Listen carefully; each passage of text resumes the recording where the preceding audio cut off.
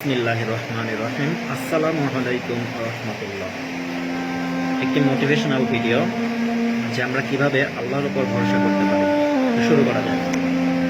না পাওয়া জিনিসটা হয়তো বা প্রতি রাতে কাঁদা হয়, কখনো আকাশের দিকে তাকিয়ে নির্ঘুম চোখে, কখনো বা জায়নামাজে অশ্রুসিক্ত নয়নে রবের দরবারে বারবার মনে হয়, আমার রব কেন এত আমাকে পরীক্ষা নিচ্ছে। রবের দুর্বল বান্দা যেন আরো দুর্বল হয়ে পড়ে। তারপর অনেকটা সময় কেটে যাবে।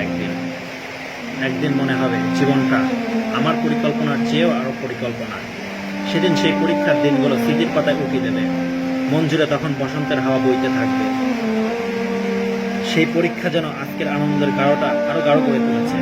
বারবার সেই আয়াতটির কথা মনে পড়ে যাবে, যেখানে বলা আছে সূরা আনফালের ৩৩ নম্বর আয়াতে, তারাও পরিকল্পনা করেন, আল্লাহ পরিকল্পনা করেন, বস্তুত আল্লাহই সর্বোত্তম পরিকল্পনাকারী।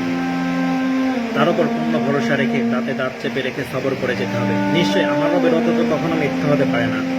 তিনি তো বলেন, যে ব্যক্তি আল্লাহর উপর ভরসা করে তার জন্য আল্লাহই তো যথেষ্ট। কোনো একদিন তিনি এত বেশি দেবেন যে কৃতজ্ঞতায় সিজদানবদ্ধ হয়ে পড়তে ইচ্ছে করবে। সমস্ত দুঃখ, সমস্ত কষ্ট, সমস্ত ডিপ্রেশন এক নিমেষে যেন উদা হয়ে যাবে। হোক সেটা দুনিয়াতে বা হোক সেটা হাজার কোটি গুণ স্থান জান্নাতে। কারণ সূরা দোহার ৫ নম্বর আয়াতে বলেছেন, লাসাউফা ইয়াউতিকা রাব্বুকা ফাতারদা, শীঘ্রই তোমার রব তোমাকে এত দেবেন যাতে তুমি একদম খুশি হয়ে যাবে। তো মুমিন ব্যক্তি কখনো তো হেরে যেতে পারে না, কারণ মুমিন ব্যক্তি সবসময় আল্লাহর উপর ভরসা করেন। মুমিন ব্যক্তি যখন কষ্ট পায় তখন তো মুমিন ব্যক্তি